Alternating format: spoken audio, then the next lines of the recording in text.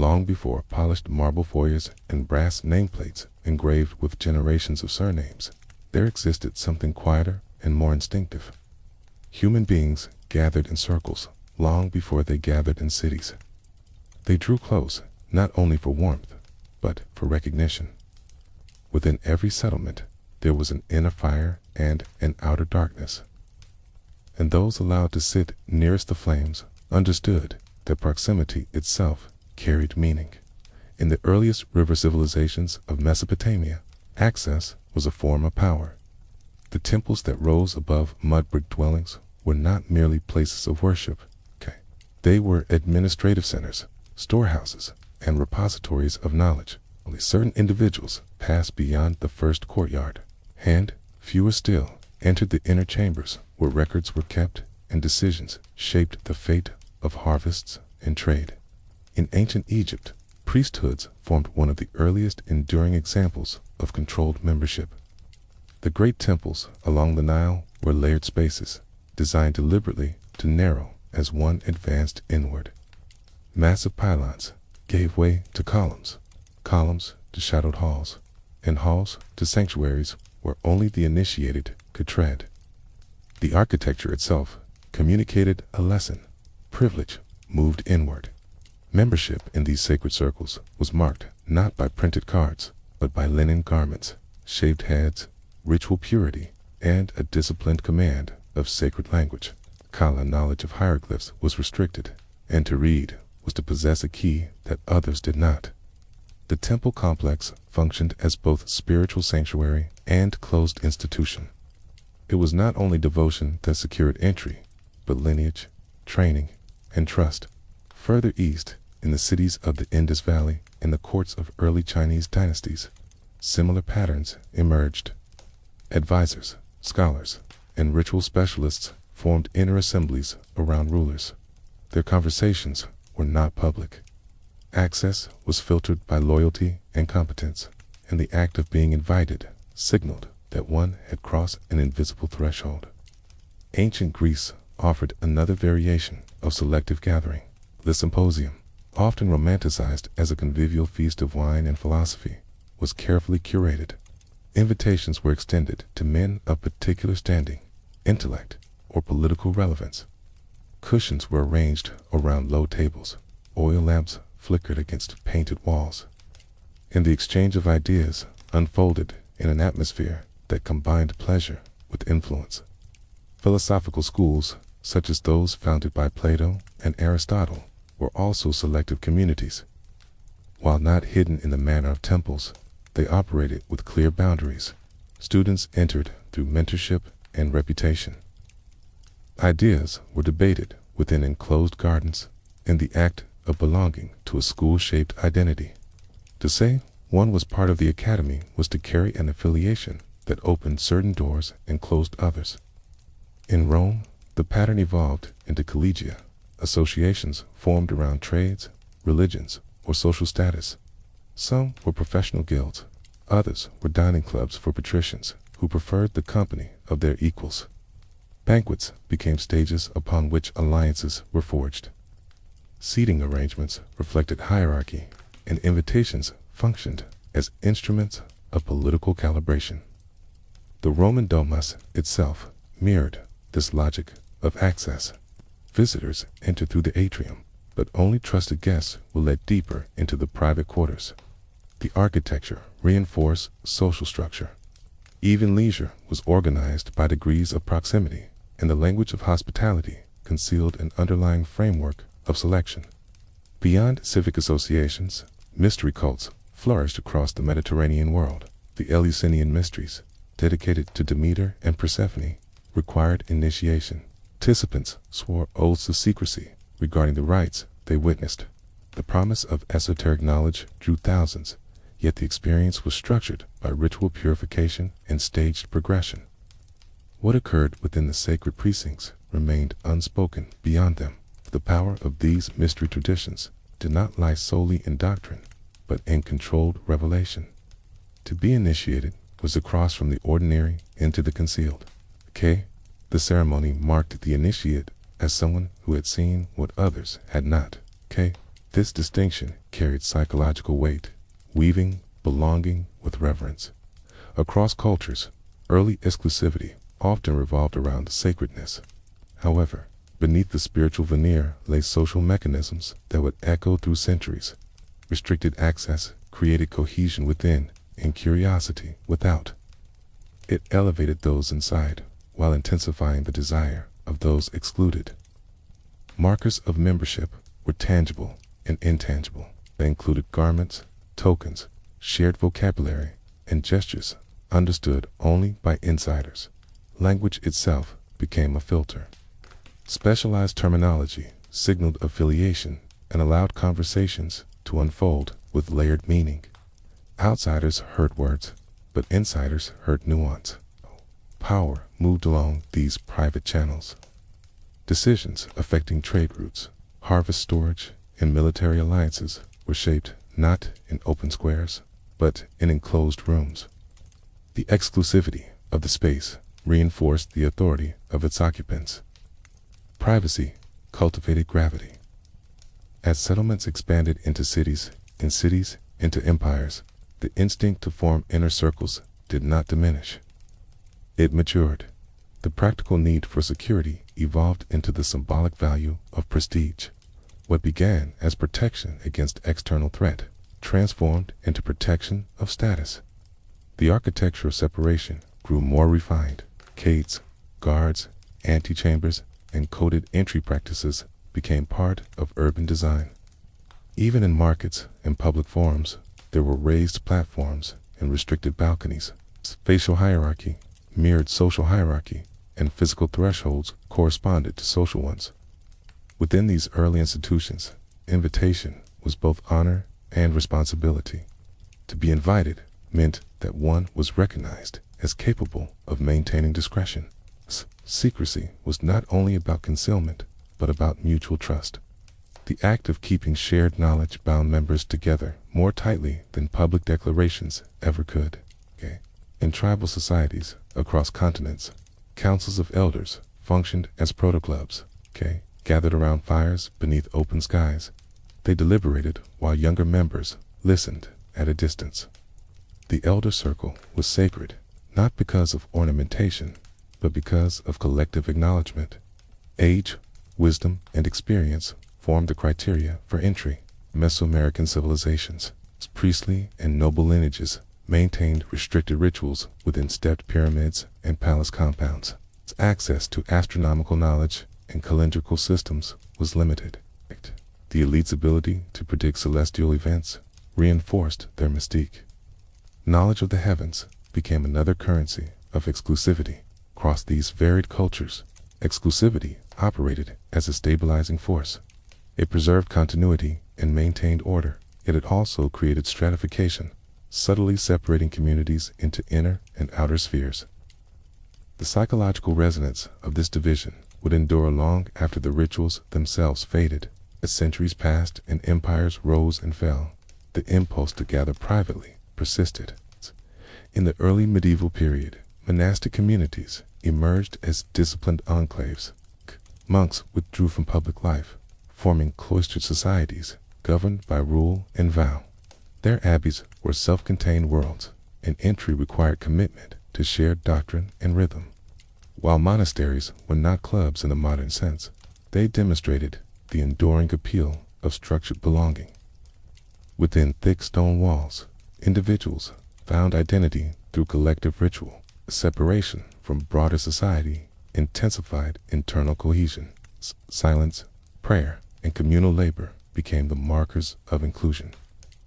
Simultaneously, secular courts developed their own selective gatherings. Feasts, hosted by kings and nobles, were not open invitations. Attendance signified favor. The seating at a medieval banquet conveyed rank as clearly as heraldic banners. The choreography of entrance and procession underscored the value of proximity. Even in informal contexts, exclusivity shaped social life. Hunting parties, councils of war, and private strategy sessions drew limited participants. The act of exclusion sharpened focus. Those present understood that their presence was deliberate. The desire to belong to an inner circle is deeply rooted in human psychology. Scarcity amplifies perceived value. When access is limited, it becomes desirable.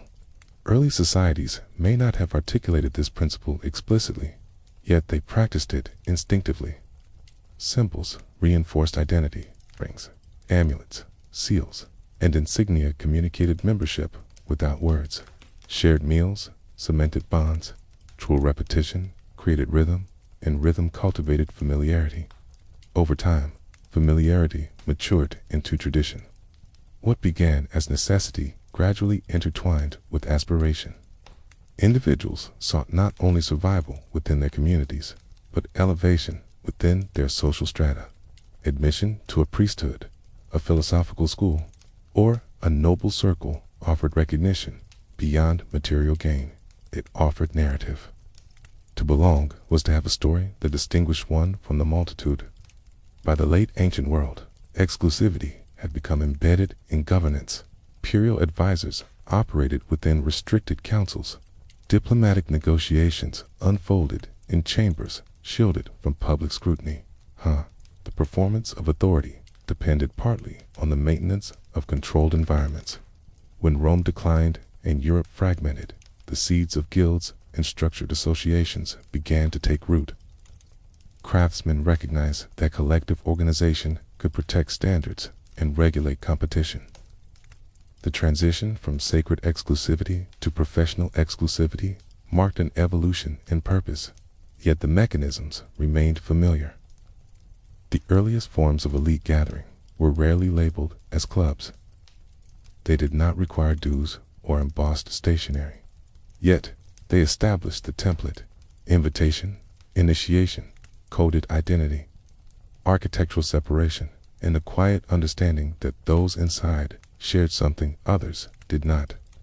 Throughout these early epochs, exclusivity functioned as both shield and mirror. It shielded knowledge and influence from dilution. It mirrored society's broader hierarchies, reflecting who was valued and who was peripheral. The dynamic tension between inclusion and exclusion shaped cultural memory. In quiet courtyards and torchlit halls, under painted ceilings and open skies, humanity rehearsed a pattern it would never abandon. The inner circle offered comfort and authority.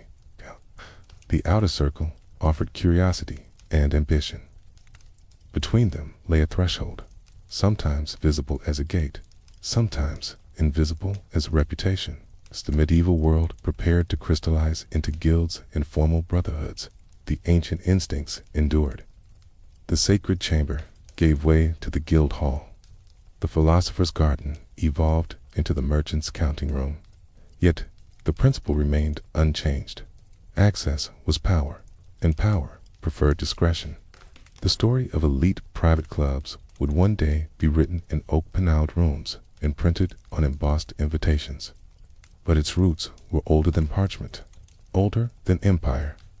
They were born in the simple human act of drawing closer to the fire, deciding who might sit beside it, and understanding that the warmth of belonging was never evenly distributed. And so the threshold was established, not as an anomaly, but as a constant. It would widen and narrow across centuries. It would change language and costume, yet it would always ask the same quiet question: who is invited and who must remain beyond the door? As the ancient world receded and Europe settled into the long rhythm of the medieval centuries, exclusivity shifted from temple sanctuaries and imperial chambers into stone-built towns and fortified cities. The instinct to gather privately did not disappear with collapsing empires. Instead, it reorganized itself around craft, faith, and protection. The sacred fire was replaced by the guild hearth, yet the circle remained. Within medieval towns, the guild emerged as one of the most influential forms of structured belonging. These associations were not casual fraternities. They regulated production, protected trade secrets, and determined who could practice a craft within the city walls. Admission was neither automatic nor swift. Required apprenticeship, obedience, and proof of competence. A young apprentice entered the guild system as an outsider seeking gradual inclusion. Years were spent under the supervision of a master, learning techniques that were rarely written down.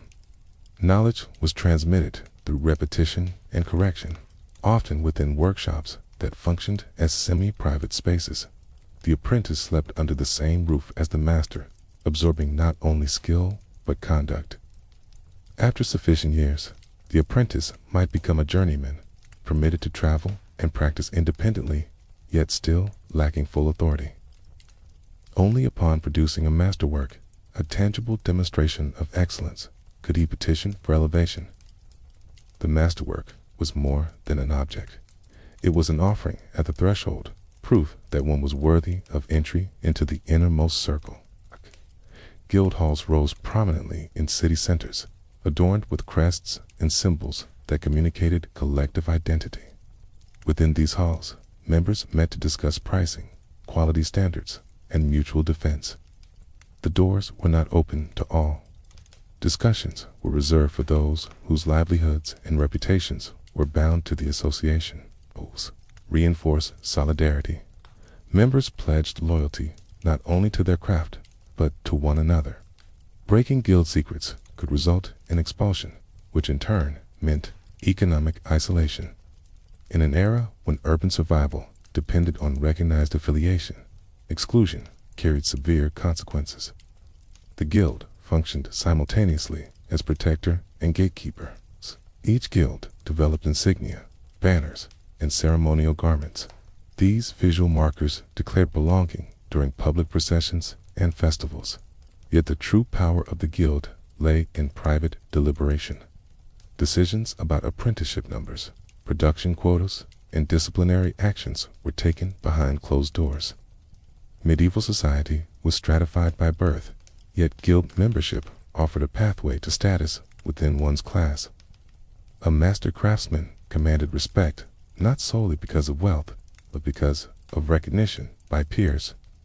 The collective endorsement of the guild elevated the individual. Belonging conferred legitimacy. Religious orders during this period reflected similar patterns of structured exclusivity. The Knights Templar, for instance, combined monastic discipline with martial organization. Entry required vows of poverty, chastity, and obedience, as well as proof of noble lineage in many cases. Their chapters and commanderies operated as secure enclaves scattered across Europe and the Levant. The Templars' power was amplified by secrecy. Financial transactions, strategic planning, and diplomatic negotiations occurred within their fortified compounds. Their distinctive white mantles marked them publicly, yet the deeper workings of their order remained obscured. Rumors flourished precisely because access was restricted. The military and religious orders adopted comparable frameworks. Koya, the Teutonic Knights, and the Hospitallers structured themselves around layered initiation and hierarchical command. Rituals, formalized entry, and advancement required both service and trust. The enclosed chapter house replaced the open battlefield as the site of decisive conversation. Beyond religious and craft institutions, merchant leagues began to consolidate influence across regions. The Hanseatic League, stretching across northern Europe, linked trading cities through agreements that were negotiated privately. Representatives met in council chambers to determine tariffs and mutual defense strategies. Membership in the League transformed local merchants into participants in a transnational network. These gatherings were rarely theatrical. They unfolded in rooms illuminated by candles, beneath timber beams, darkened by smoke. Documents were sealed with wax, not broadcast. The tone was measured, deliberate. The authority of the meeting derived from its seclusion. Even within royal courts, exclusivity intensified during the medieval era. Kings relied upon councils composed of trusted nobles and clerics, while public ceremonies displayed grandeur. Genuine strategy was formulated in restricted settings. The royal chamber became a space of curated access. Feasting remained central to elite interaction. Medieval banquets were carefully choreographed events. Seating proximity to the sovereign signified favor. Invitations were strategic instruments, extending honor while reinforcing hierarchy. The spectacle of abundance masked the reality that the guest list was finite. Within castles, private chambers, known as solar rooms, allowed nobles to retreat from the public hall. Here, conversations unfolded away from the noise of retainers and petitioners. The architecture of seclusion grew more nuanced. The stone walls provided not only defense against invaders, but insulation from scrutiny. As towns expanded and commerce flourished, informal fraternities formed among merchants, lawyers, and scholars. These gatherings, though less codified than guilds, shared a preference for discretion. Members recognized that information circulated most effectively when confined to trusted circles. Language evolved to reinforce boundaries. Technical terminology distinguished insiders from novices. A shared vocabulary functioned as both tool and barrier. To understand the language of a guild or order was to demonstrate partial initiation. Medieval universities also contributed to this pattern. Students organized into nations or colleges, grouping themselves by origin or discipline. While lectures were open to enrolled scholars, certain discussions occurred within restricted societies. Academic disputations required invitation and reputation. The symbolism of thresholds persisted. Guild halls often featured heavy wooden doors carved with emblems. Monastic cloisters were enclosed by arcades that separated sacred routine from urban bustle. Crossing these thresholds required more than physical movement. 8. It demanded acceptance into a defined structure. Economic power increasingly intertwined with exclusivity. Control over trade routes, production standards, and credit networks rested within select groups. The medieval banking families of Florence and Venice conducted negotiations in private palazzi. Their counting rooms were guarded spaces where ledgers carried more influence than swords. Renaissance patronage would later emerge from these medieval foundations. Yet even before that flowering, exclusivity had become associated not only with survival, but with prestige. To belong to a respected guild or order signified reliability and refinement. Initiation rituals reinforced identity. Apprenticeship ceremonies, oath-taking, and symbolic gestures marked transitions from outsider to insider. These rites cultivated a sense of transformation. The initiate did not merely join an association. He entered a lineage. Such lineage fostered continuity. Masters trained apprentices who would one day become masters themselves. Knowledge passed through generations without dissolving into anonymity. The closed structure ensured that expertise remained concentrated rather than diluted. The consequences of exclusion sharpened awareness of inclusion. Craftsmen barred from guild membership struggled to sell goods legally. A knight denied entry to an order lacked the camaraderie and support that sustained others. The boundary between belonging and exclusion defined opportunity. In the later medieval centuries, urban confraternities emerged, blending religious devotion with mutual aid. These brotherhoods organized charitable works and sponsored communal feasts. While more inclusive than elite guilds, they still maintained controlled membership lists and internal governance. Across Europe, the architecture of exclusivity matured. Halls became more ornate, insignia more elaborate, records more meticulous. Membership rosters were maintained with care, and expulsion was recorded with equal precision. By the 15th century, the medieval world had cultivated a robust infrastructure of selective institutions. Though varied in purpose, they shared structural similarities. Admission was regulated. Advancement required demonstration. Authority rested within enclosed assemblies. The psychology underpinning these structures remained consistent with ancient patterns. Scarcity heightened value. Shared secrecy deepened loyalty. Hierarchy clarified identity. The individual found meaning within the defined boundaries of the group. The transformation from sacred priesthood to professional guild did not erase the aura of exclusivity. It recontextualized it. Instead of guarding divine mysteries, members guarded technical skill and economic advantage. Yet, The emotional resonance was similar. Belonging conferred dignity. As Europe approached the Renaissance, the seeds of a new form of exclusivity were already germinating. Intellectual curiosity expanded, trade networks stretched outward, and wealth accumulated in urban centers. The guild hall and the monastic chapter house provided templates for more refined associations. Within these medieval institutions laid a framework for future private clubs. The careful vetting of applicants, the ceremonial induction, the preservation of standards, and the cultivation of internal culture all foreshadowed later developments. The medieval period did not invent exclusivity. It organized it. Under flickering candlelight and beneath vaulted ceilings, individuals continued to gather in circles defined by invitation. The tools changed, from chisel to ledger to sword, yet the arrangement remained familiar. Those inside shared language and privilege. Those outside observed from a distance. By the close of the medieval era, exclusivity had become woven into the fabric of European society. It structured economic life, religious devotion, and political influence. It provided security in uncertain times and prestige in prosperous ones. As the Renaissance dawned, an intellectual energy began to reshape cities. These medieval brotherhoods would gradually yield to salons and scientific societies.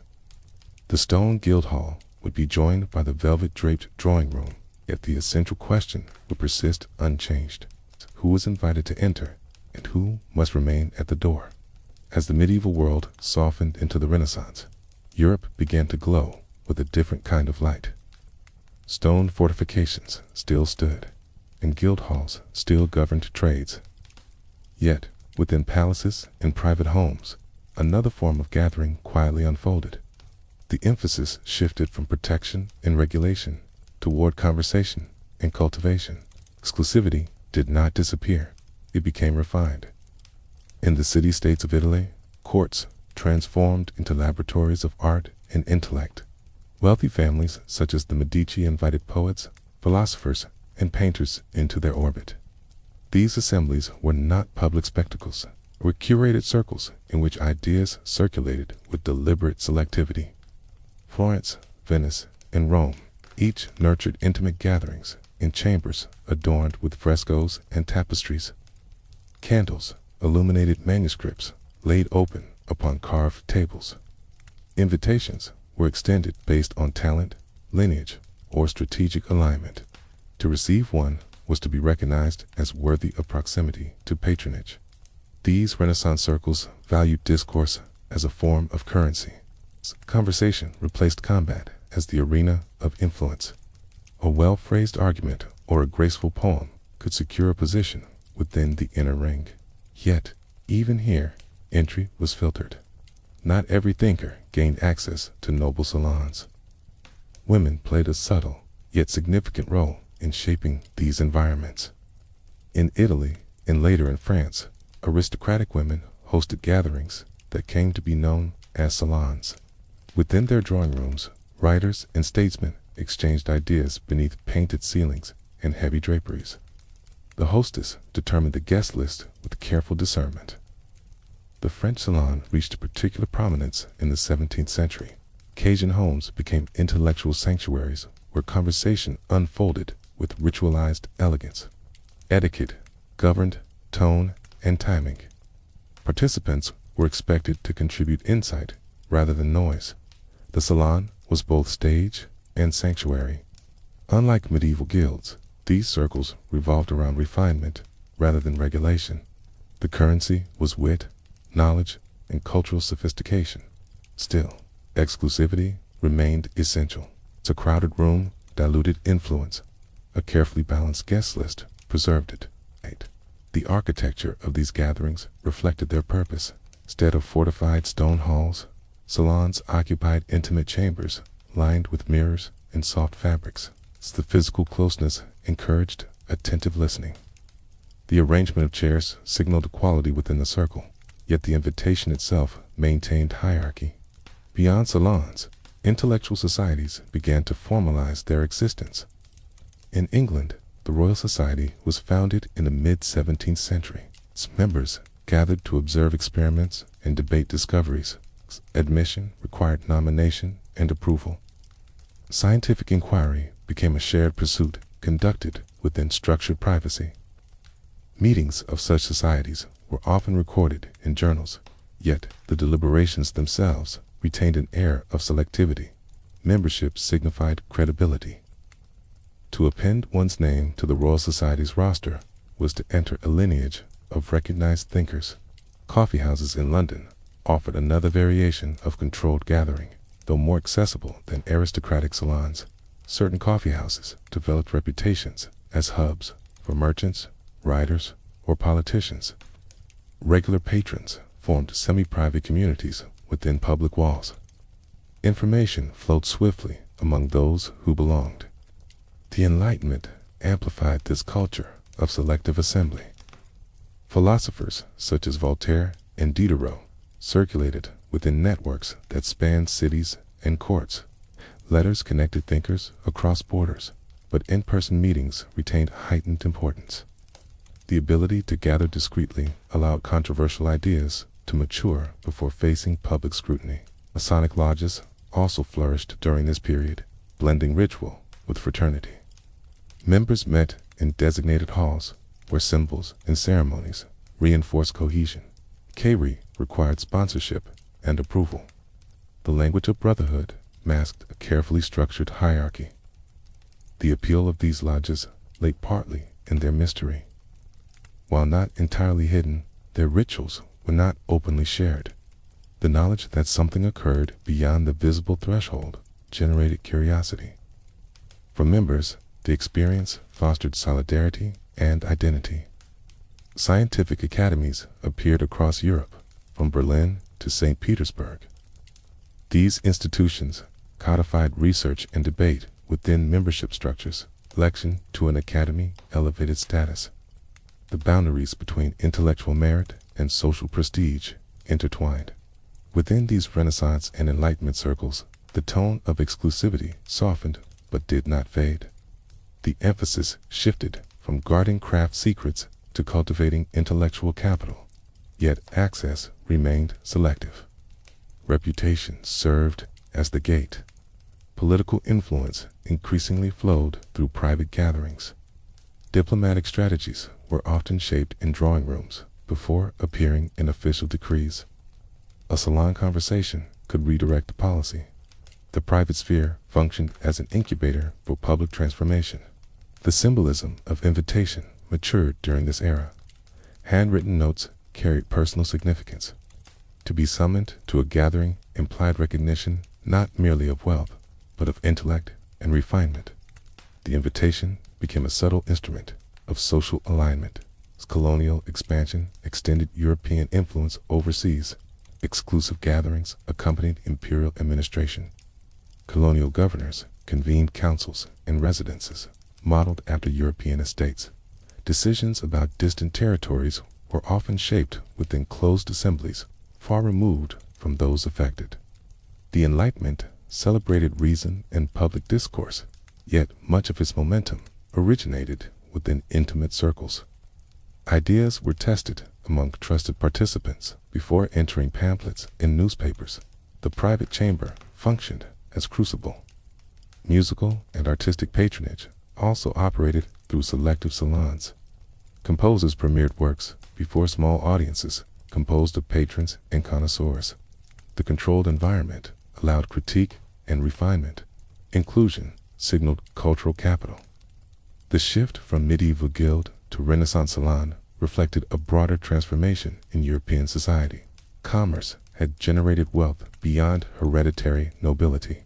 Urban elites sought environments that mirrored their aspirations. The salon offered a setting in which conversation signified cultivation. Despite its elegance, the salon preserved hierarchy. Its hostesses curated guest lists carefully to maintain harmony and prestige. A poorly chosen invitee could disrupt the balance. Discretion and reputation were paramount. The language of belonging grew increasingly nuanced. To be described as part of a particular circle implied more than attendance. suggested shared taste and perspective. The concept of the inner circle gained cultural resonance. Architectural design reinforced this intimacy. Windows admitted filtered light. Upholstered chairs encouraged prolonged conversation. Libraries lined walls with curated knowledge. The space itself embodied selectivity. In England, gentlemen's dining clubs began to emerge alongside coffee houses. Groups of men gathered regularly in taverns or rented rooms to discuss politics and literature. Though informal at first, these associations foreshadowed the structured gentlemen's clubs of the 18th century. Printed membership lists became artifacts of prestige. Being named within them carried social consequence.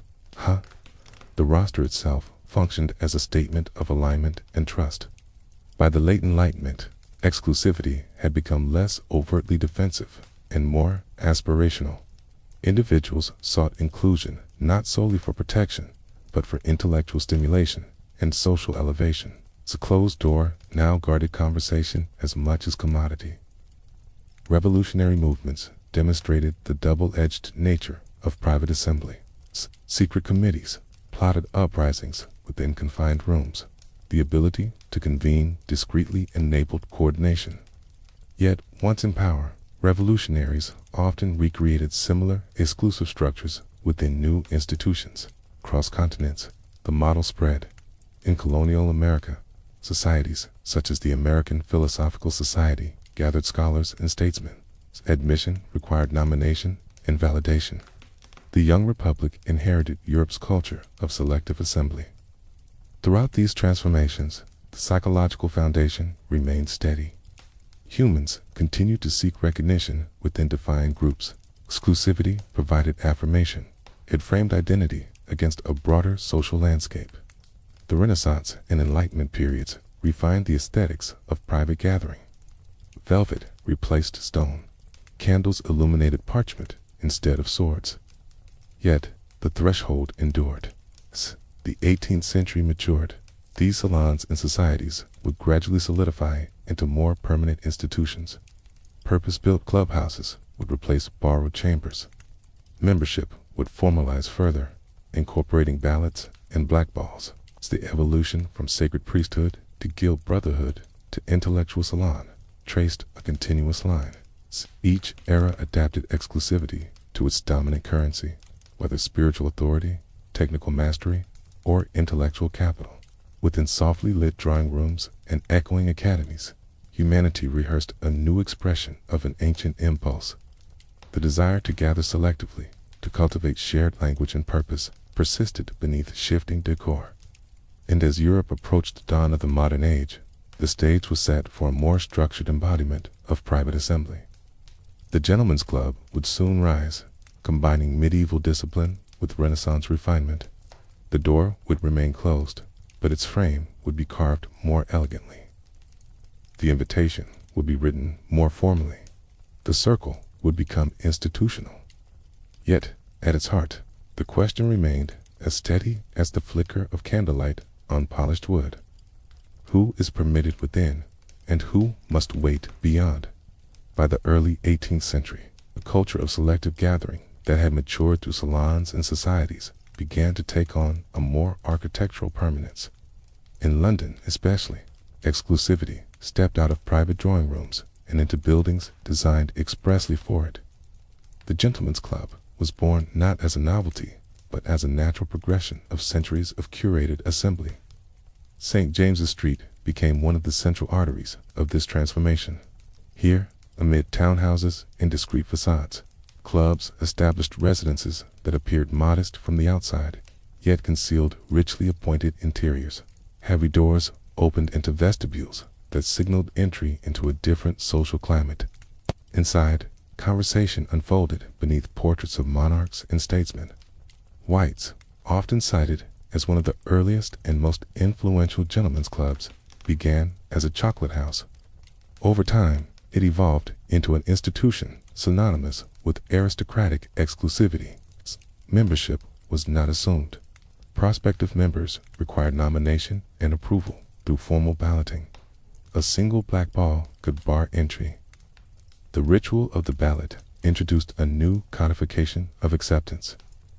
Unlike the personal invitation of a salon hostess, club membership required collective endorsement. Reputation circulated before the candidate did. The decision was rendered quietly, without explanation. Discretion was integral to dignity. Brooks's and Boodle's followed similar patterns. Each club cultivated a distinct identity, often aligned with political affiliation. Whigs and Tories gathered in different establishments, allowing debate to occur within ideologically sympathetic environments. The club became an extension of parliamentary maneuvering. Within these interiors, rooms were designated by purpose. Dining rooms hosted elaborate meals served by attentive staff who moved silently between tables. Libraries offered curated selections of newspapers and volumes. Card rooms hummed softly with the tension of wages placed upon green baize tables. Dress codes reinforced belonging. Tailcoats, waistcoats, and polished shoes communicated adherence to tradition. The uniformity of attire diminished overt displays of wealth while preserving collective elegance. To dress appropriately was to acknowledge the institution's authority. The architecture of these clubs embodied restraint. Georgian facades concealed deep rooms arranged to encourage privacy. Windows were often shaded from street view, protecting members from public scrutiny. The club existed within the city, yet remained psychologically apart from it. Its mission extended beyond aristocratic lineage.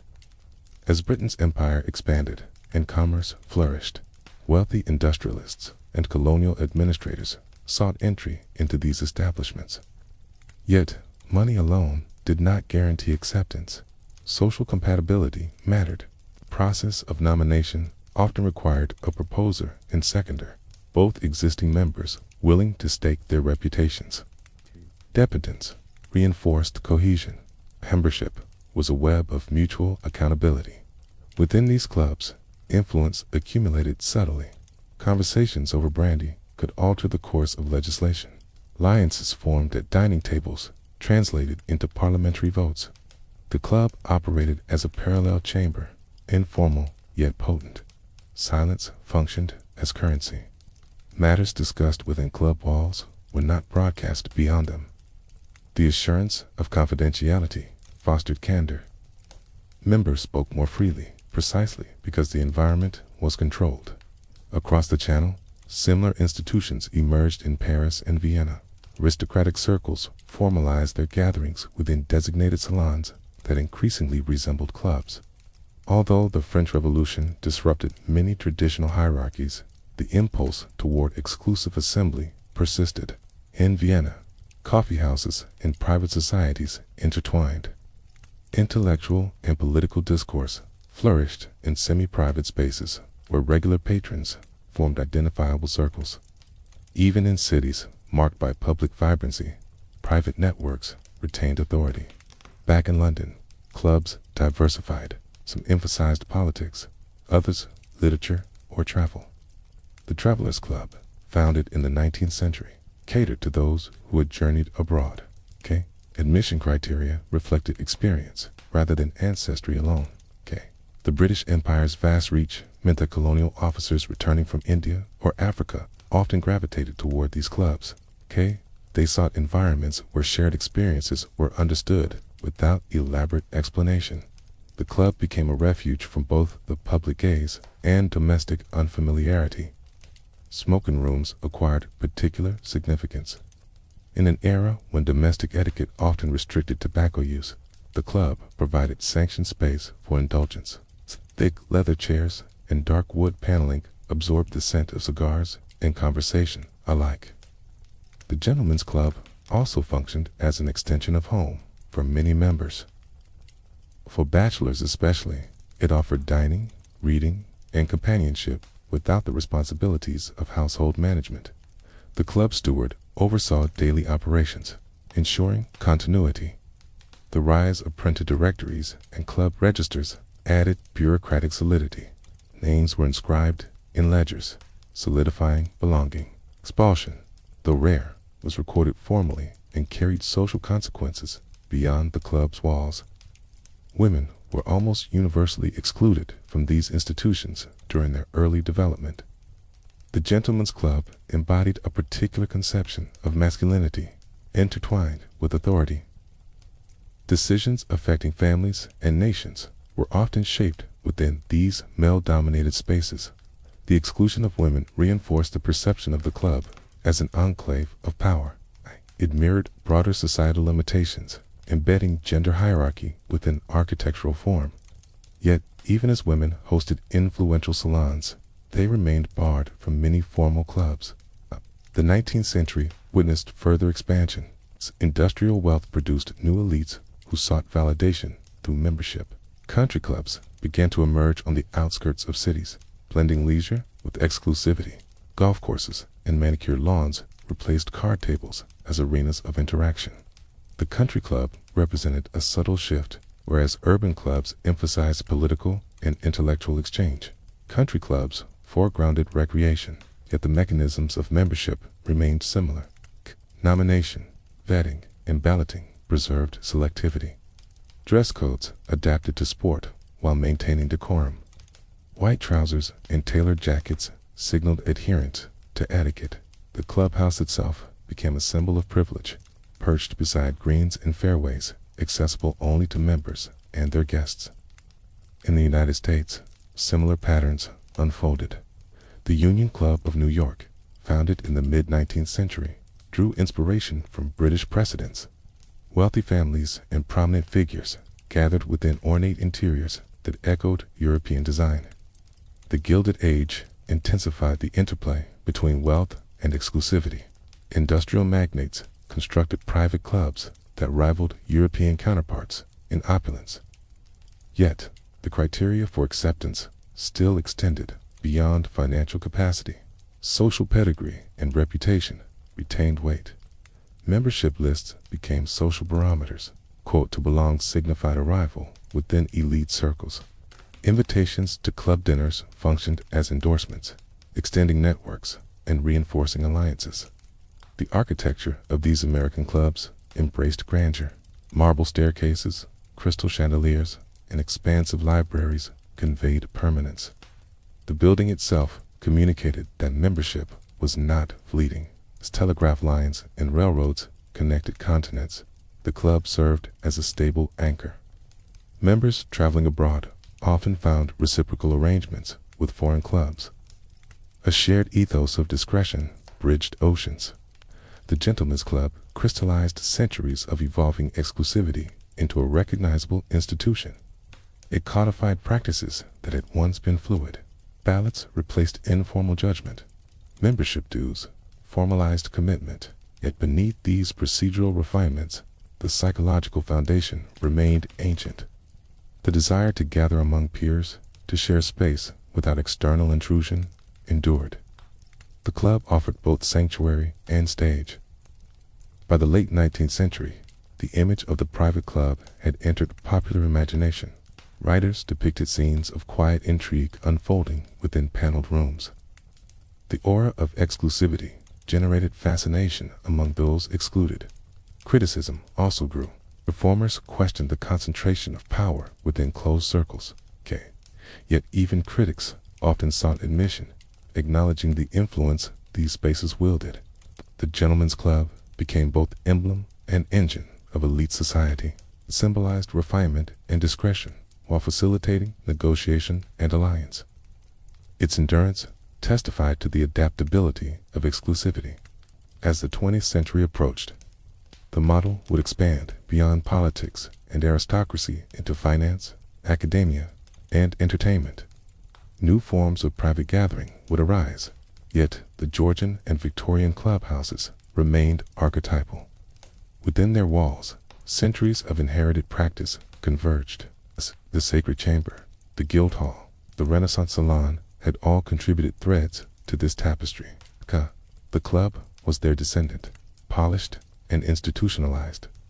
Even as cities modernized and technologies accelerated communication, the quiet room retained allure. Amid noise and change, the private club offered continuity.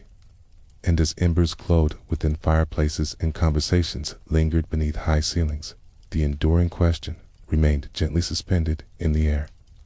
Who sits within the circle tonight, and who waits for the ballot to turn in their favor?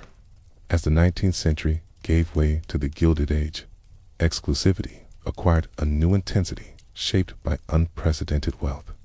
Industrialization transformed landscapes and fortunes with startling speed. Railroads stitched continents together, steel skeletons rose into city skies, and fortunes accumulated in the hands of men whose names would define an era. Yet, even amid this acceleration, the instinct to gather selectively remained steady. In New York, Fifth Avenue evolved into a corridor of ambition and legacy. Mansions rose behind wrought iron gates, each facade a declaration of success. But behind these private residences stood institutions even more carefully guarded, urban clubs where industrial titans and old aristocratic families converged.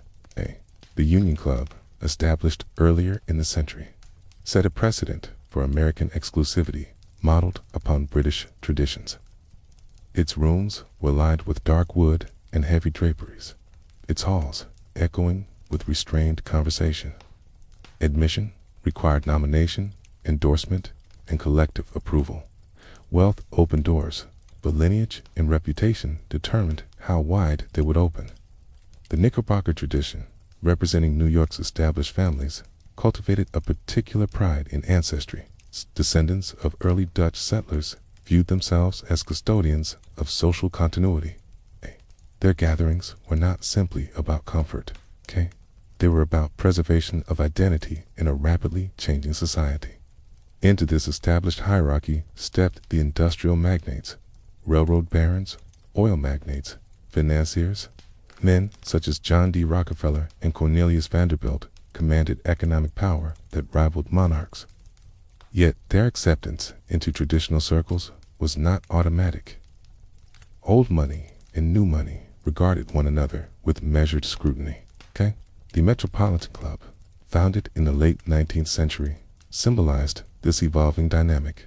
Conceived partly as an alternative to more restrictive establishments, it offered entry to newly wealthy elites seeking legitimacy.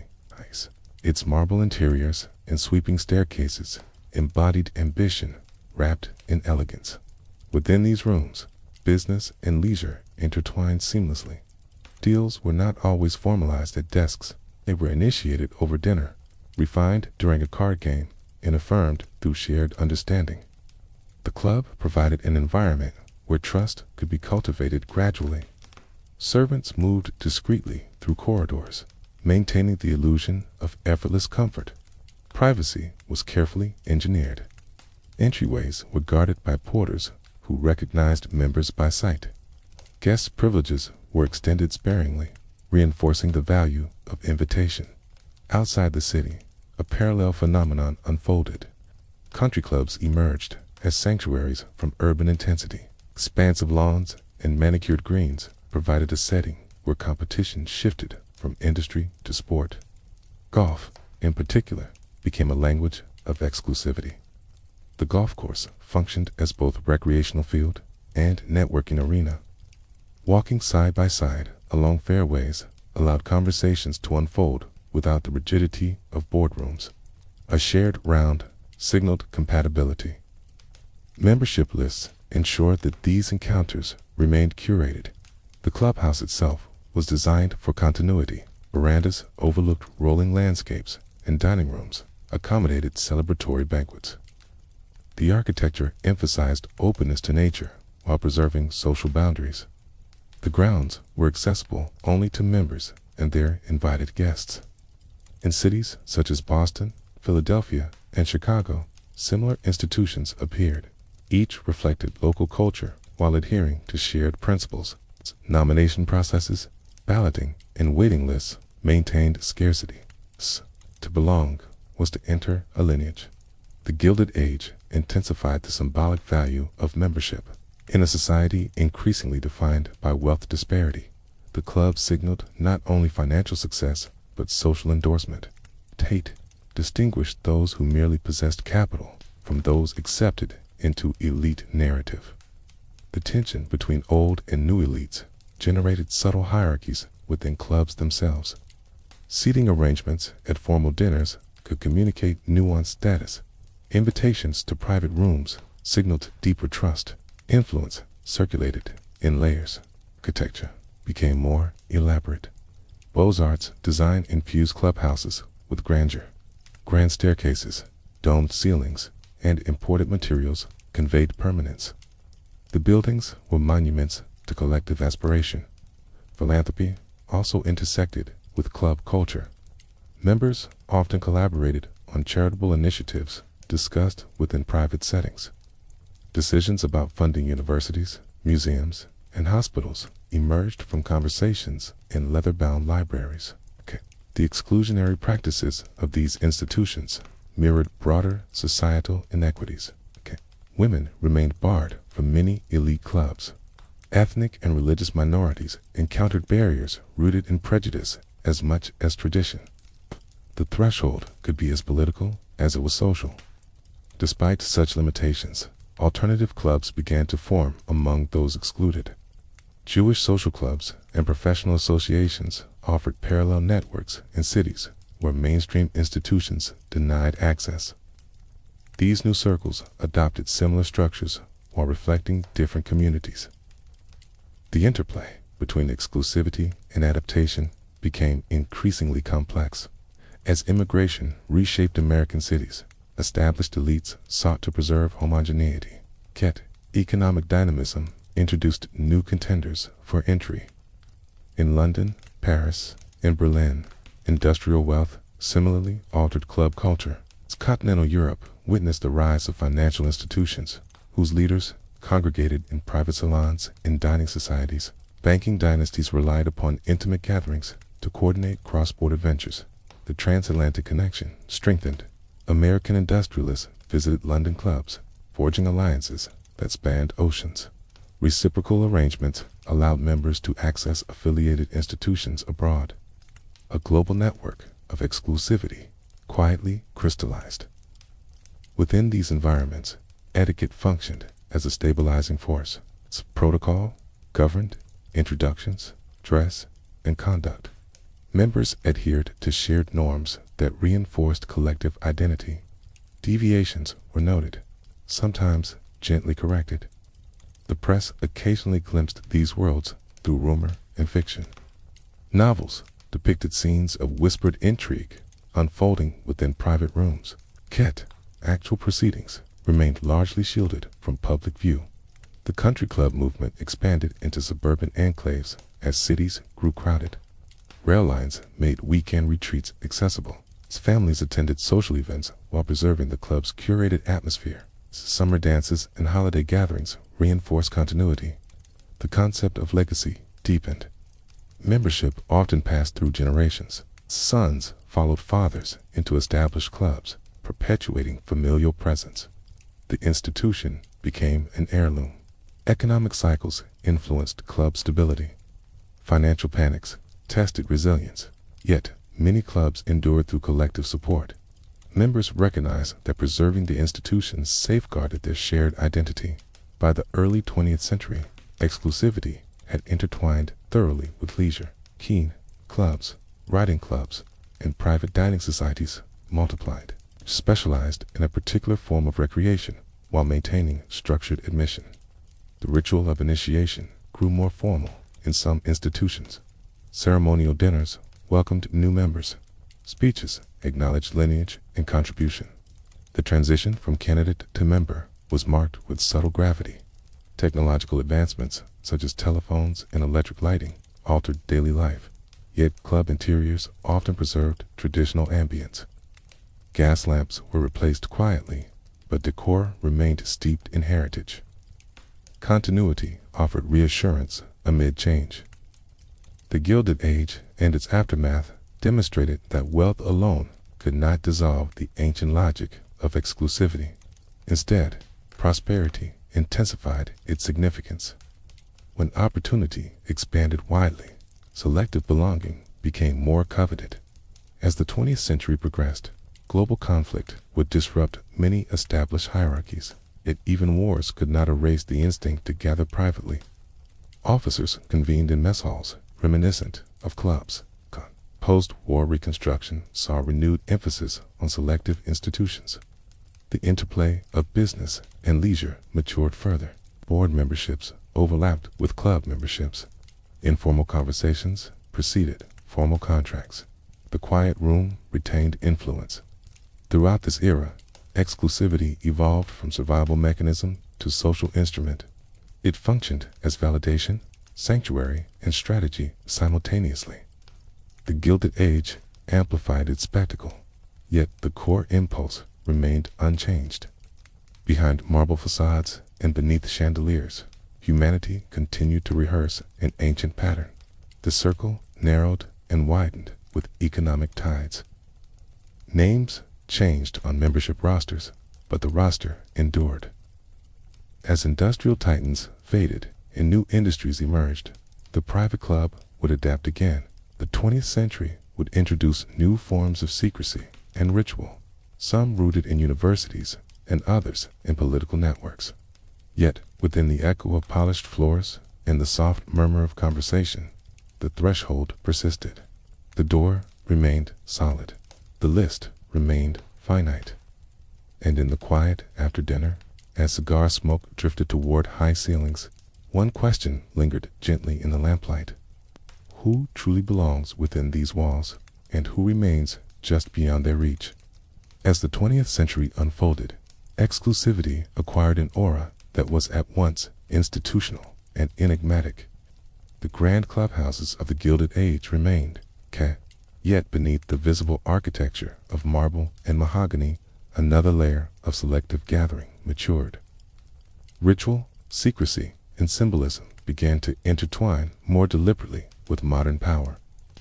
Freemasonry, whose roots extended back centuries, experienced renewed prominence in this era. Masonic lodges stood quietly on city streets, their facades often understated, their symbols discreet. Within these buildings, members advanced through degrees marked by ceremony and allegory. Entry required sponsorship, examination, and unanimous approval. The language of brotherhood reinforced equality within the lodge, yet hierarchy structured advancement. Titles such as Worshipful Master and Grand Architect evoked tradition. The ritual progression from apprentice to master echoed medieval guild frameworks, though now layered with symbolic drama. The appeal of Freemasonry lay not only in its rituals, but in its network. Members recognized one another through subtle gestures and shared vocabulary. In an increasingly bureaucratic world, the lodge offered continuity with older forms of belonging. It promised fraternity within a framework of discretion. University societies developed parallel structures, particularly within elite institutions. At Yale University, Skull and Bones became emblematic of collegiate exclusivity. Each year, a small cohort of students received invitations known as taps. Selection signaled entry into a lineage extending across generations. Within the society's windowless building, rituals unfolded beyond public awareness. The architecture itself, solid and opaque, communicated separation. Alumni networks connected members to positions of influence in politics, finance, and media. The society's mystique amplified its perceived power. Other universities cultivated similar fraternities and secret orders. Harvard, Princeton, and Oxford hosted clubs whose membership rosters included future leaders.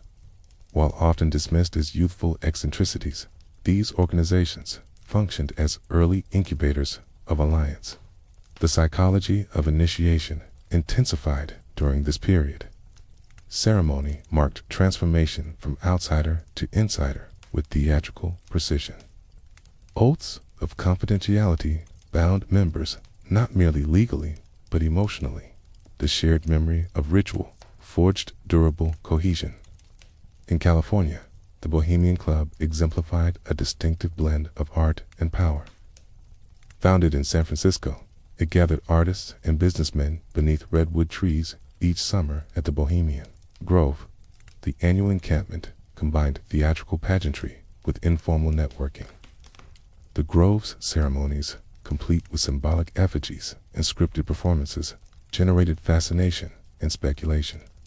Yet, beyond the spectacle, conversations unfolded in cabins where policymakers and industrialists exchanged ideas.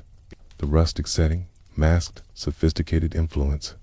Such gatherings illustrated the convergence of leisure and strategy. Away from formal offices, participants spoke candidly. The environment fostered both camaraderie and calculation. Privacy enabled openness. Throughout Europe, similar enclaves emerged. Exclusive alpine retreats hosted bankers and diplomats. Mediterranean villas accommodated seasonal assemblies of industrial leaders. While not always secret societies in the strict sense, these gatherings operated on invitation alone. Boarding schools also contributed to this culture of selective continuity. Institutions such as Eton and Phillips Exeter nurtured cohorts who would later intersect within clubs and corporations. Shared educational backgrounds reinforced trust long before professional collaboration began. The interplay between formal democracy and informal networks became increasingly visible. While parliaments and congresses convened publicly, alliances were often cemented privately. The language of transparency coexisted with the practice of discretion. The early 20th century's turbulence, marked by world wars and economic upheaval, heightened reliance on trusted circles. Military officers formed mess clubs where strategy discussions occurred beyond enlisted ranks. Intelligence agencies cultivated inner teams bound by secrecy. In the United States, organizations such as the Council on Foreign Relations provided structured environments for policy discussion among diplomats, academics, and financiers. Membership required nomination and vetting. Meetings were conducted under rules that restricted public attribution. Across the Atlantic, the Royal Institute of International Affairs, commonly known as Chatham House, adopted similar practices. The Chatham House rule allowed participants to use information without revealing sources. This guideline fostered candid dialogue while preserving confidentiality. The mid-century era also witnessed the rise of philanthropic foundations whose boards met privately to allocate vast resources. Decisions regarding global health, education, and development emerged from discussions among select trustees. As corporate conglomerates expanded, executive retreats became common. Senior leaders convened in secluded resorts to shape strategic direction. These gatherings were not open conferences. Attendance lists were brief and deliberate. The aesthetic of secrecy evolved. Instead of overt ritual, many modern enclaves relied upon controlled access and non-disclosure agreements. The threshold became less theatrical, but equally firm. Media portrayals oscillated between fascination and suspicion. Novels and films imagined shadowy cabals manipulating global events. While reality was often less dramatic, the opacity of private assemblies invited speculation. The Cold War intensified awareness of hidden influence. Intelligence communities operated through compartmentalization, restricting knowledge to those with clearance. The concept of the inner circle became embedded in geopolitical language. Meanwhile, elite business networks expanded internationally. Executives attended closed-door conferences where candid discussions preceded public announcements. Private aviation facilitated discreet travel between continents. The psychology underlying these practices remained consistent with earlier centuries. Trust thrived within limited groups. Confidentiality enabled risk-taking. Shared experience reinforced loyalty. Not all secretive fraternities wielded political or economic power. Besides, some cultivated cultural or spiritual exploration. Carrick orders and occult societies attracted members drawn to symbolic tradition. Their rituals echoed ancient mystery cults, adapted for modern sensibilities. In universities, debate societies, and dining clubs persisted as social microcosms. Even when stripped of overt secrecy, selective membership maintained prestige. 8. The ability to access certain rooms signified belonging. Technology altered communication, but did not dissolve exclusivity. Telephones and later digital systems expanded reach, yet many crucial conversations continued to occur in person. The embodied presence of the inner circle retained importance. The 20th century also introduced critique. Journalists investigated private gatherings, seeking transparency. Activists challenged discriminatory membership practices. Legal pressures compelled some institutions to reconsider gender and racial exclusions. Gradual integration reshaped certain clubs. Women gained admission to previously male-only institutions. Barriers based on religion and ethnicity weakened in many regions. Yet selectivity itself persisted, reframed as merit-based rather than hereditary. In this era, exclusivity became more carefully justified. Institutions emphasized shared purpose, professional alignment, or philanthropic commitment. The language of exclusion softened, though the mechanisms remained. The interplay between mystique and practicality defined modern private networks. Some gatherings retained ceremonial drama, others relied upon understated discretion. Both satisfied the enduring human desire for curated belonging. As globalization accelerated in the late 20th century, elite gatherings transcended national boundaries. International conferences brought together leaders from diverse sectors under invitation-only frameworks. Discussions ranged from finance to climate policy, while critics decried opacity. Participants defended privacy as essential to honest dialogue. The tension between transparency and discretion became a defining feature of modern governance. The secretive fraternity evolved from medieval oath-bound brotherhood into a spectrum of selective institutions. From university tomb societies to policy think tanks, the underlying structure remained recognizable. A finite list of names, a guarded door, shared understanding that within these confines, conversations carried weight. As the 20th century neared its close, exclusivity would encounter new forms of visibility. Media scrutiny and digital communication threatened to erode opacity. Even in an age of constant connectivity, the inner circle retained allure. Behind conference center doors and within secluded groves, humanity continued to reenact its ancient pattern. The ritual may have grown subtler. The language may have shifted, but the circle endured. And in the quiet spaces where invitations were extended and accepted, the threshold stood, as it always had, an invisible line separating those entrusted with the conversation from those who could only imagine it. By the mid-20th century, exclusivity began to shift from oak-paneled political chambers and collegiate tombs into spaces illuminated by stage lights and camera flashes. Power no longer belonged solely to industrialists and statesmen. A new elite emerged, shaped by cinema, music, publishing, and media. Yet even in industries built upon public visibility, private gathering remained essential. Hollywood developed its own ecology of invitation. Studio executives, producers, directors, and leading actors formed circles that extended beyond film sets. Deals were discussed not only in offices on studio lots, but within private dining rooms and members-only lounges tucked behind unmarked doors. The Friars Club in New York, though founded earlier, became emblematic of this blend of entertainment and exclusivity. Comedians and performers gathered in its rooms, sharing jokes that would never reach public stages. Membership required sponsorship and approval, preserving intimacy within an industry built upon spectacle. In Los Angeles, discreet supper clubs and private bars flourished during the golden age of film. Velvet curtains muffled sound from the street. Musicians performed for select audiences whose presence alone elevated the evening. Admission lists were guarded carefully. These spaces offered refuge from relentless public scrutiny. Celebrities who faced cameras daily sought environments where they could speak without performance. Within club walls, vulnerability coexisted with ambition. The invitation promised privacy. Studio power structures relied upon such informal gatherings. Casting decisions and financing arrangements often matured during late-night conversations. A handshake across a small table could alter the trajectory of a career. The public might see only the premiere, unaware of the quiet negotiations that preceded it. In London, another transformation unfolded decades later.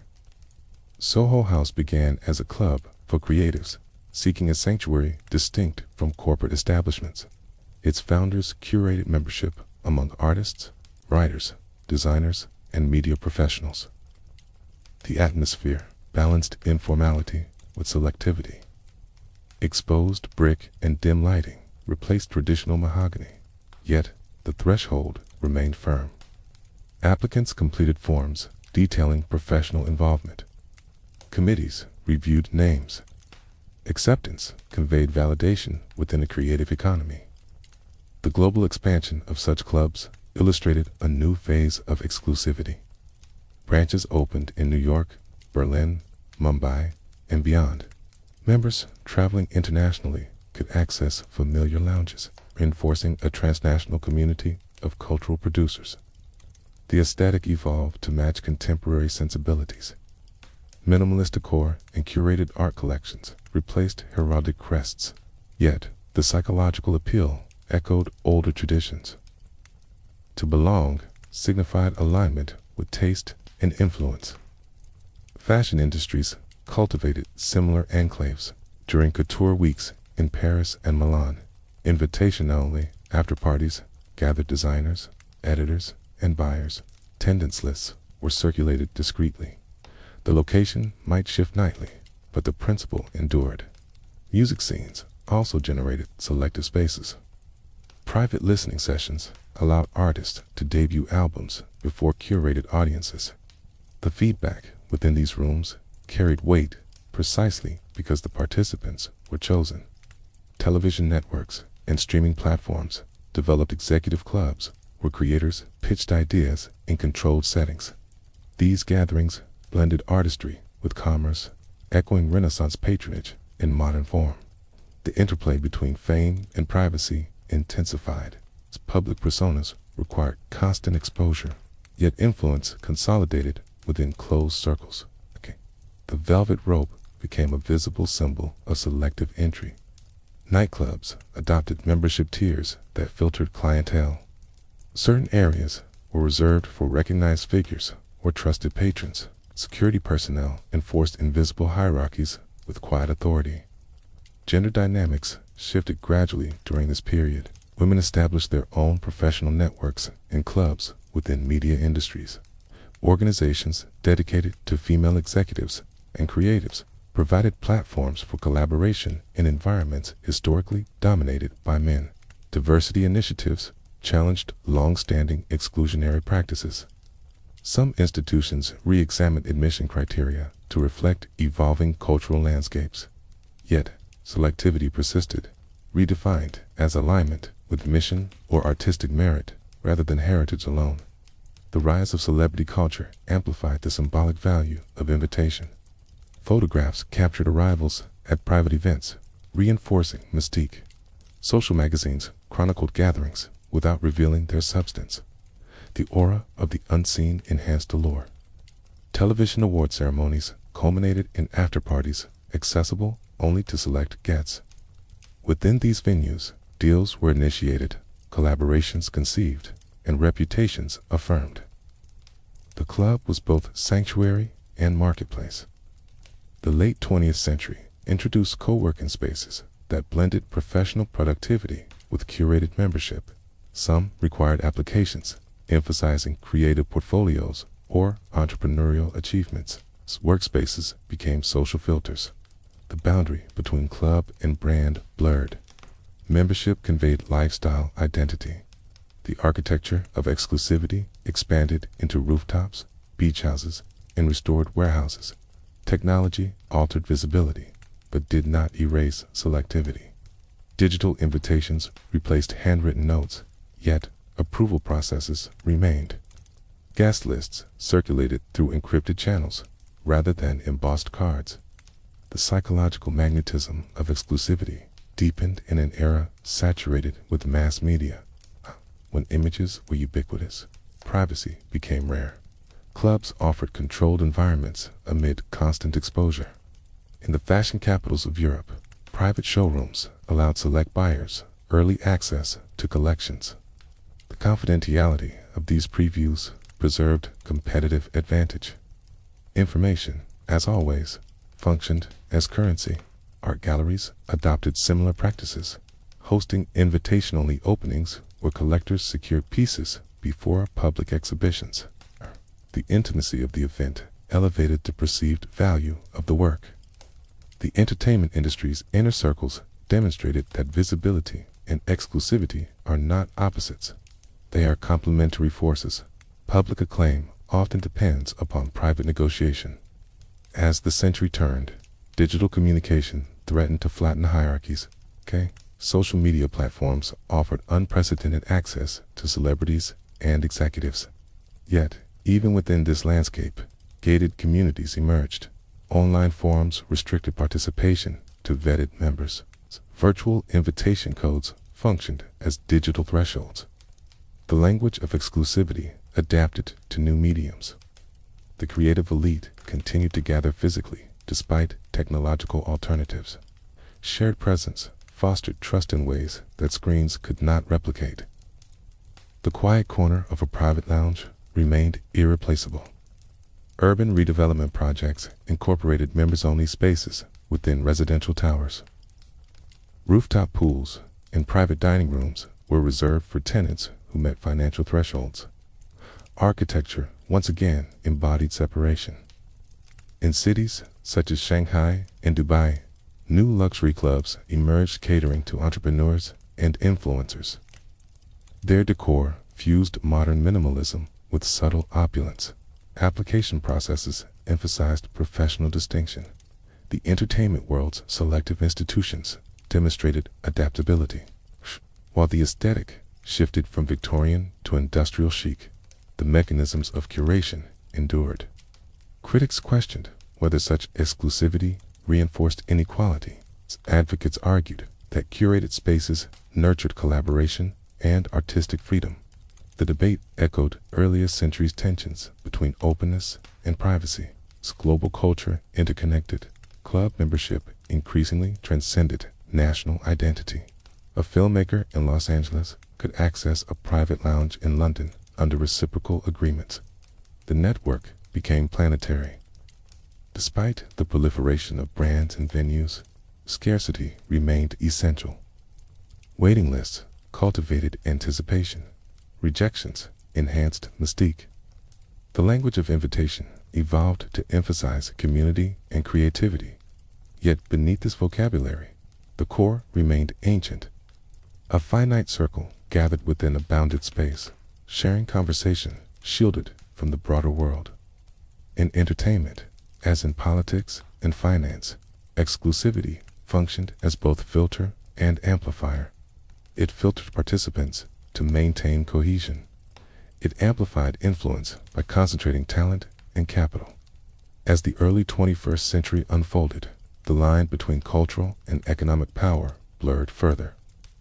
Technology entrepreneurs joined film producers within the same lounges. Venture capitalists conversed with fashion designers. The club adapted once more, becoming a nexus where multiple industries intersected. The aesthetic might feature reclaimed wood and contemporary art, yet the underlying architecture of belonging echoed the past. Behind tinted windows and guarded elevators, humanity continued to assemble in curated circles. Public acclaim glittered outside, but strategy unfolded inside. And as soft music drifted through dim rooms and conversations stretched late into the night, the enduring threshold remained. An invitation extended, a name approved, a door opened quietly, and beyond it, the circle once again complete. As the world entered the late 20th century and moved steadily into the 21st, inclusivity expanded beyond national capitals and cultural districts into a distinctly global terrain. Its power no longer gathered solely in London, New York, or Paris. It circulated across continents, converging in alpine resorts, fortified conference centers, and remote islands accessible only by private aircraft.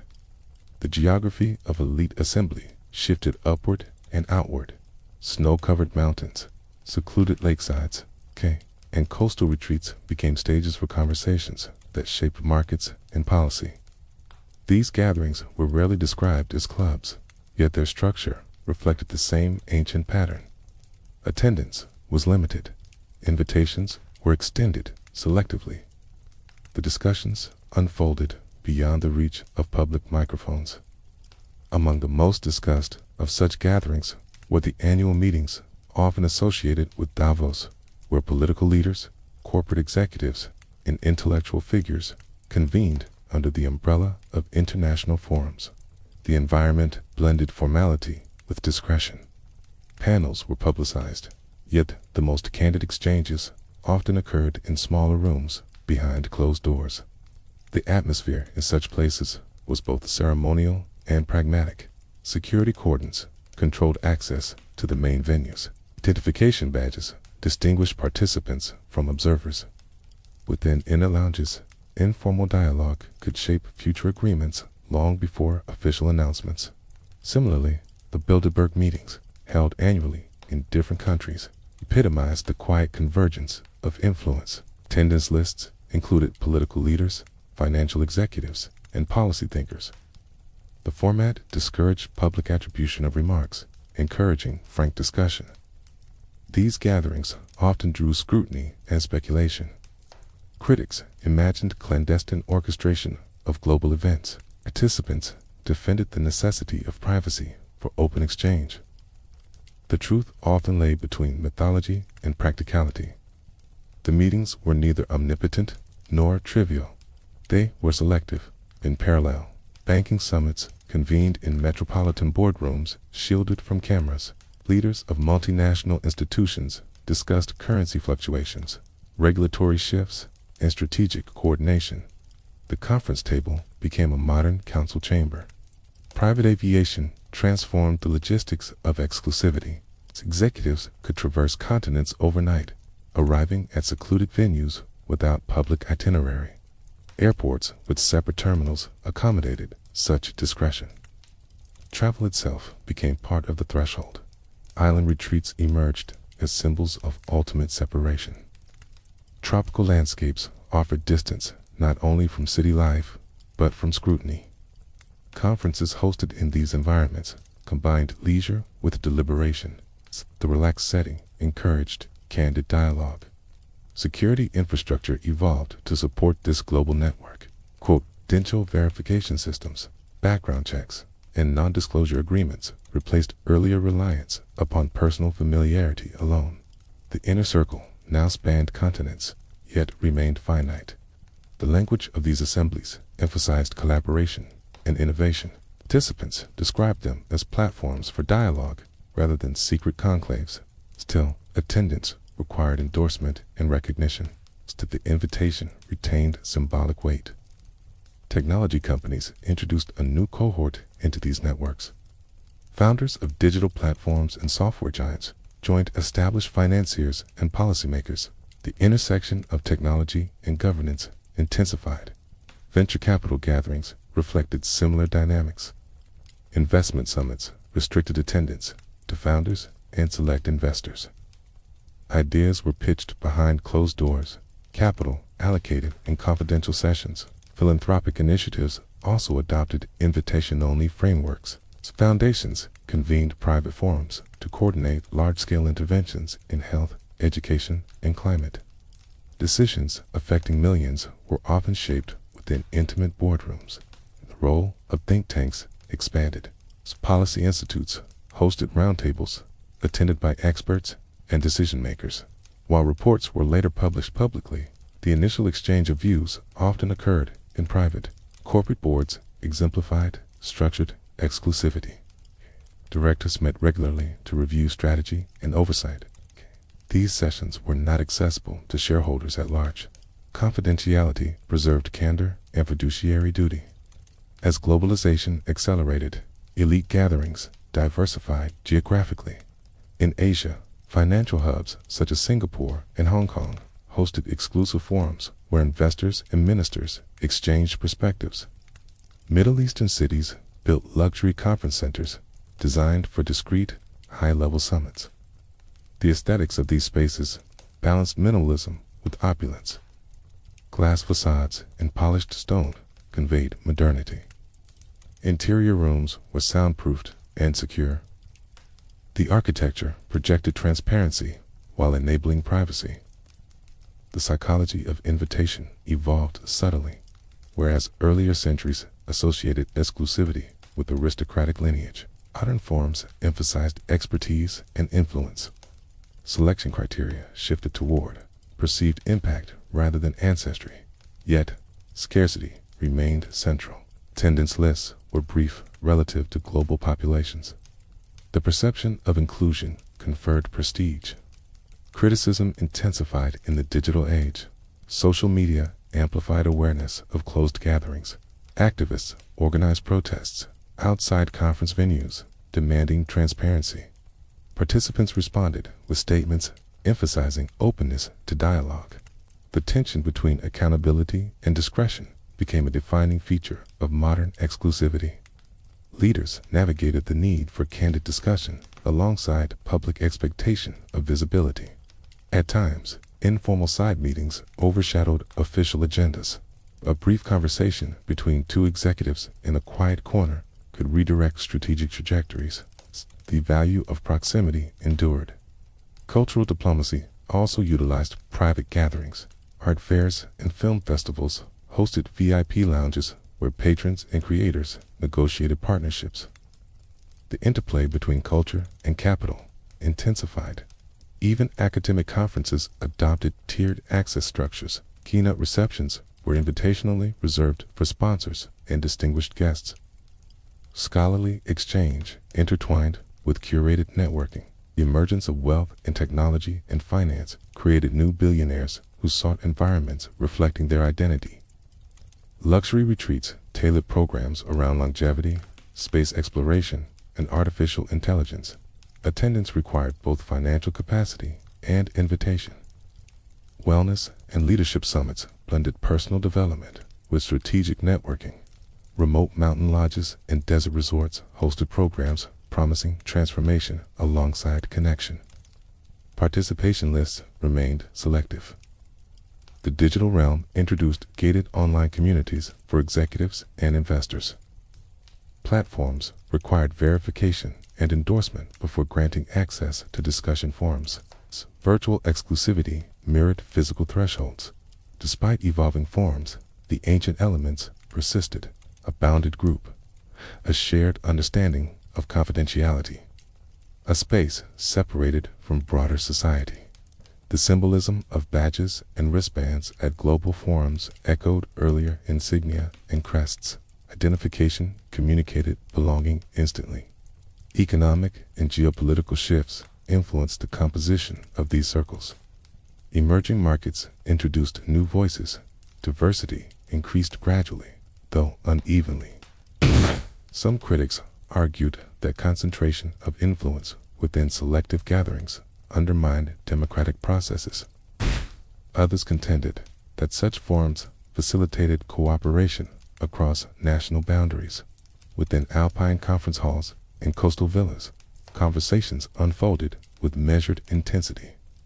The mood often blended urgency with collegiality. Decisions were rarely announced immediately, yet seeds were planted.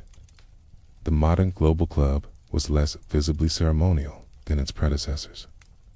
Ritual gave way to protocol, yet the underlying structure remained recognizable.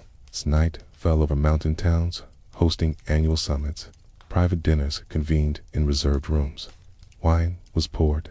Security personnel stood discreetly at entrances. Within, alliances were strengthened. The narrative of elite gathering had traveled far from ancient temples and medieval guild halls. Yet, the continuity was unmistakable. Access remained curated. Conversation remained concentrated. In an age defined by interconnectedness, exclusivity did not vanish. It adapted to scale. The circle expanded across continents, yet remained selective. And as aircraft departed into darkened skies and conference lights dimmed, the threshold endured once more. A list checked, a door secured, a dialogue preserved within its boundaries. As the 21st century matured, exclusivity entered a new phase shaped by aesthetics, branding, and digital visibility. The private club no longer relied solely upon heritage or political alignment. It became an experience curated with precision, designed to satisfy both intimacy and aspiration in an age defined by constant exposure. In major cities across the world, contemporary members clubs reimagined the threshold. Discreet entrances concealed expansive interiors where marble counters met ambient lighting. The soundscape blended soft conversation with carefully selected music. Everything was intentional, from the scent in the air to the texture of the upholstery. Membership applications shifted from handwritten endorsements to digital forms. Prospective members submitted portfolios, biographies, and references. Keeneys reviewed social media presence alongside professional achievements. Reputation now traveled through algorithms as much as through personal networks. In Manhattan, establishments such as Zero Bond emerged as symbols of this new luxury exclusivity. Designed to attract entrepreneurs, artists, and investors, the club emphasized privacy in the midst of media saturation. The interior balanced contemporary art with understated opulence. Entry required vetting. Prospective members were interviewed. Approval conferred more than access to a dining room. It granted entry into a curated community where conversation could unfold beyond the noise of public platforms. Hospitality brands also entered the domain. Cayman, known for secluded resorts, introduced club concepts that extended its philosophy of sanctuary into urban contexts. Members gained access to private lounges, wellness spaces, and events designed around tranquility and refinement. The language of exclusivity softened. Marketing materials emphasized community and belonging rather than exclusion. Yet, scarcity remained central. Waiting lists grew deliberately long. Annual dues reinforced commitment. Architecture adapted to contemporary tastes. Open-plan layouts encouraged movement while private alcoves provided seclusion. Glass walls conveyed transparency, yet access control systems ensured privacy. The digital age intensified the paradox of visibility and concealment. Members often posted images of club interiors online, transforming private spaces into curated backdrops. The Instagram aesthetic became part of the allure, yet the underlying network remained selective. Co-working clubs blended productivity with prestige. Shared desks and private meeting rooms replaced billiard tables and cigar lounges. Entrepreneurs sought environments where collaboration could occur within a filtered peer group. These spaces often hosted talks, screenings, and dinners limited to members. Invitations circulated through encrypted applications. RSVP confirmations determined seating at long communal tables. The concept of the invite-only restaurant gained traction. Certain dining venues operated without public signage, accepting reservations solely from members or trusted guests. Culinary innovation thrived within restricted circles. Technology facilitated new forms of membership experimentation. Blockchain platforms explored NFT-based access tokens, granting entry to physical and virtual spaces. Ownership of a digital asset became a key to curated communities. The psychology remained consistent with ancient patterns. Scarcity heightened desire. To be admitted into a club with limited capacity signaled validation. The threshold acquired renewed significance in an era of mass accessibility. Wellness culture integrated exclusivity seamlessly. Private longevity retreats offered programs combining medical diagnostics, meditation, and executive networking. Attendance lists were curated carefully to ensure alignment of ambition and discretion. Luxury residential towers incorporated members-only lounges accessible via biometric systems. Residents entered through private elevators, reinforcing separation from public life. The architecture itself embodied selective living. Global mobility intensified. Membership in one city often granted reciprocal privileges abroad. A creative director traveling from London to Hong Kong, could access affiliated lounges seamlessly. The network functioned as a lattice spanning continents. This pandemic era temporarily disrupted physical gatherings, yet it did not dissolve exclusivity. Virtual forums replaced conference halls. Online roundtables required invitation codes. Digital waiting rooms replicated physical thresholds. When in-person gatherings resumed, the appetite for curated spaces intensified. After prolonged isolation, individuals sought environments combining safety with selectivity. Health protocols added another layer of screening. Diversity initiatives reshaped admission criteria in many modern clubs. Institutions publicly committed to inclusivity across gender and ethnicity. Yet the principle of selection persisted, reframed around contribution and alignment rather than heritage. The vocabulary of exclusivity evolved. Words such as curated, community, and collaboration replaced older references to pedigree. The tone softened, but the mechanism endured. Cultural capital intertwined with financial capital more visibly than ever. Influencers, venture capitalists, designers, and technologists mingled within the same spaces. The club became a cross-industry nexus. Cities like Dubai and Singapore, ultra-luxury lounges combined hospitality with private membership tiers. Access required significant fees and endorsement. Interiors gleamed with polished stone and subtle gold accents. The role of data expanded. Clubs analyzed member engagement to refine programming. Algorithms suggested introductions based on professional overlap. Technology enhanced the curation process. Despite digital innovation, physical presence retained primacy. The shared table, the private bar, the rooftop terrace overlooking a skyline at dusk continued to provide irreplaceable intimacy. The monetization of belonging intensified. High annual dues funded refined amenities and exclusive events. Members paid not merely for services, but for association. Some clubs introduced tiered membership categories. Founding members enjoyed distinct privileges from general members. Hierarchy reemerged within communities that outwardly emphasized equality. Art installations within club spaces reinforced cultural sophistication. Rotating exhibitions provided conversation starters while signaling alignment with contemporary taste. Critics questioned whether modern clubs perpetuated inequality under the guise of creativity.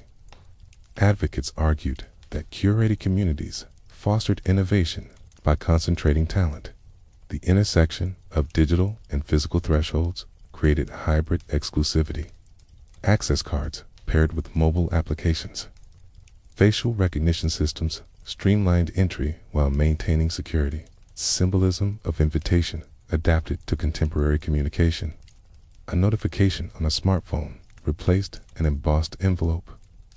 Yet, the emotional resonance remained similar. Members valued discretion as much as aesthetics. Policies restricted photography in certain areas. Conversations were understood to remain confidential.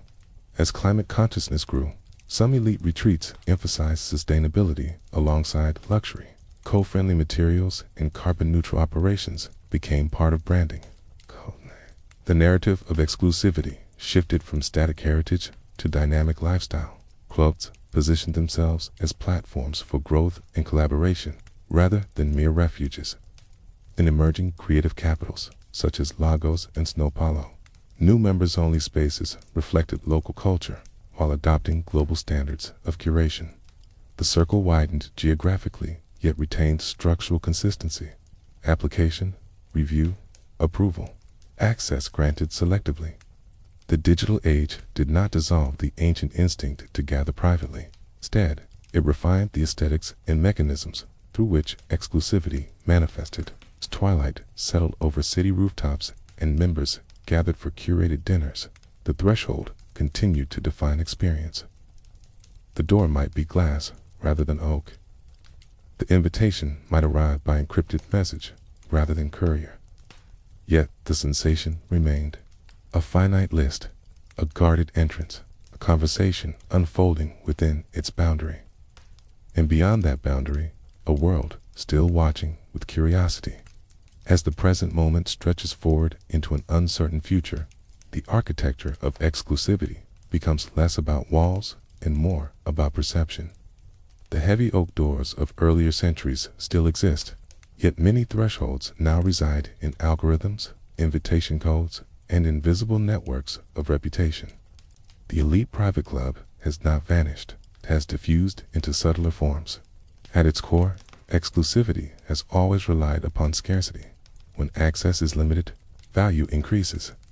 This principle is neither inherently virtuous nor inherently corrupt. It is a reflection of human psychology.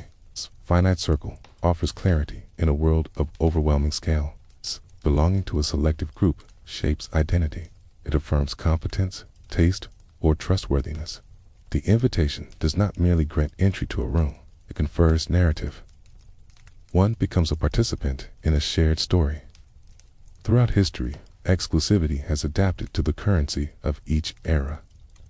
Sacred knowledge defined ancient priesthoods, technical mastery defined guilds. Political alignment defined gentlemen's clubs. Cultural influence and capital defined many modern institutions. The word no carries power. Rejection reinforces the boundary that gives membership meaning. Waiting lists heighten anticipation. Even in an age that prizes inclusivity, the selective threshold retains allure. Yet, the conversation around exclusivity has grown more nuanced. Movements advocating equity and access challenge historical patterns of discrimination. Institutions once closed to women or minorities have revised policies. The club evolves in response to social transformation. Some argue that private networks undermine transparency. Others contend that limited forums enable honest dialogue that would be impossible under constant scrutiny. The tension between openness and discretion persists without simple resolution. Digital platforms have introduced new forms of stratification. Algorithms filter visibility, shaping who encounters which opportunities. Social networks create micro-communities accessible through recommendation systems rather than ballots. In certain corners of the internet, gated forums require endorsement from existing members. Verification replaces lineage. Yet, the structure mirrors earlier centuries. A finite group gathers within defined boundaries. Cryptographic technologies experiment with decentralized membership. Digital tokens function as keys. Ownership grants access to both physical and virtual experiences. The architecture is new, but the instinct is ancient. As artificial intelligence and remote work reshape professional landscapes, curated networks may become even more valuable. When geography loses significance, trust and alignment become critical filters. The future club may not always occupy a single building. It may manifest as an interconnected constellation of spaces and platforms. Yet, the experience of crossing a threshold will endure. Scarcity will continue to define prestige. The fewer the seats at a table, the more meaningful each invitation becomes. This principle transcends architectural style. However, exclusivity will likely face increasing scrutiny. Transparency expectations are rising globally. Institutions must justify privacy, not as concealment, but as facilitation of thoughtful exchange. Younger generations approach belonging differently.